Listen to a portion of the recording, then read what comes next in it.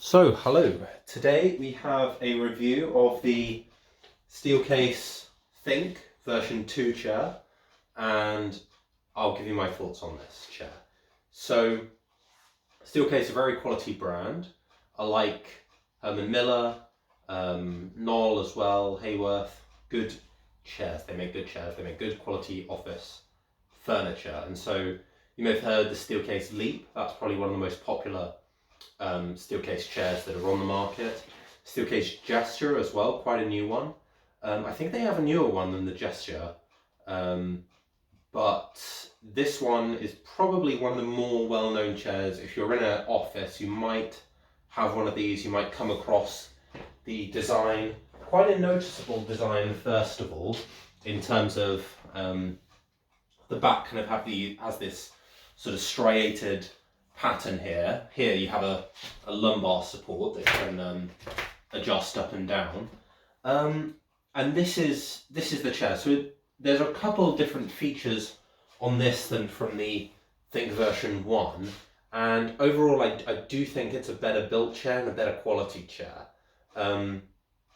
It's first of all the comfort is nice. It's fairly comfortable. You have a few adjustments, not as many as you would have on the upper class kind of Steelcase range. This is more sort of a medium quality chair. You have, with Steelcase, you have your entry chairs which have very limited adjustability. You have your medium sort of price point chairs, which this chair, the Think, would fit into. Also the Steelcase Please, possibly something like that.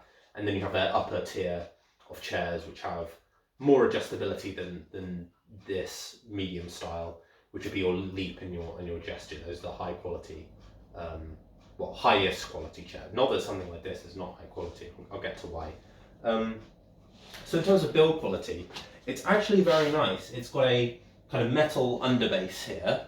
You might be able to see that, but metal underbase, kind of plastic components here. The kind of padding on the chair is very nice. It's actually quite comfortable. And a seat padding as well, and it's all, it's all in pretty good condition. It's actually quite a light chair. I can pick this up without too much trouble at all, which can matter if you're, in a home environment. It is, it's lighter than a Leap, I would say. I'm not sure by how much, but it is a bit of a lighter chair. In terms of adjustments, probably the thing that stands out most, and which is actually quite a nice feature on this chair, they call it the 4D adjustable armrest. So you've got these armrests that adjust by a button on the side. They go down, and then they can kind of slide in, as well as forward and back here. And that gives you a lot of kind of adjustability if you want your arms sort of quite close together or far apart, so you can adjust them sort of in here, and I can rest.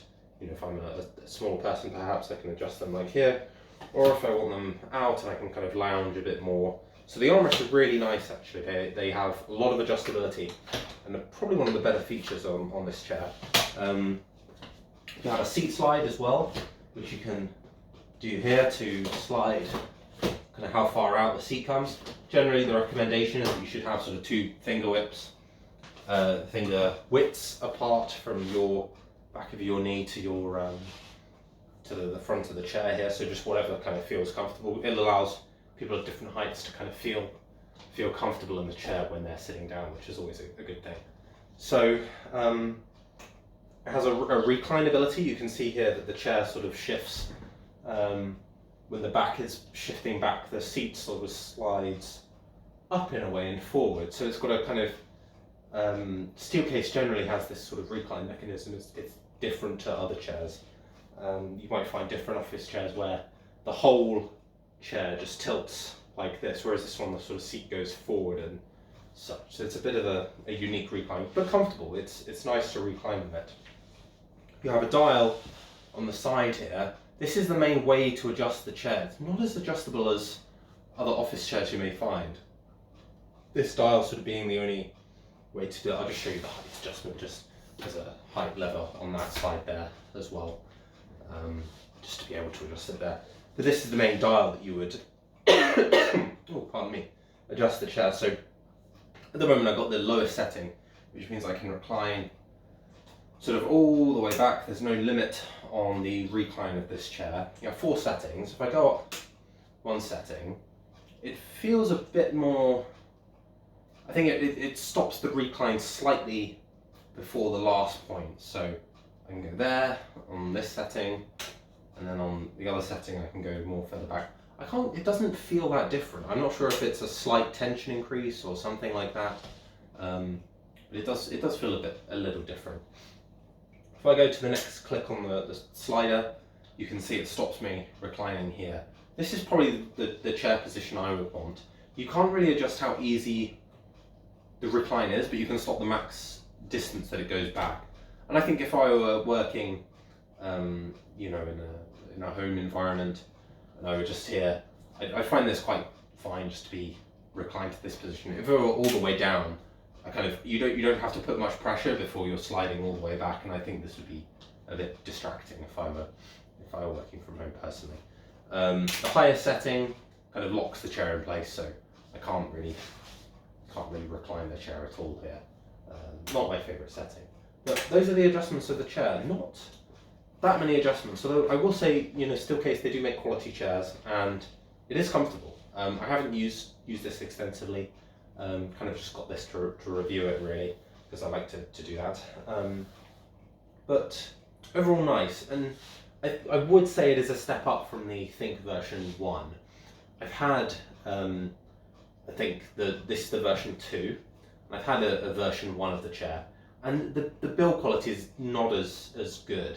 The back especially has, you can see here on the back, these are sort of have these plastic kind of reinforcing things here. This is to give some, I guess, rigidity to the mesh pad on the back.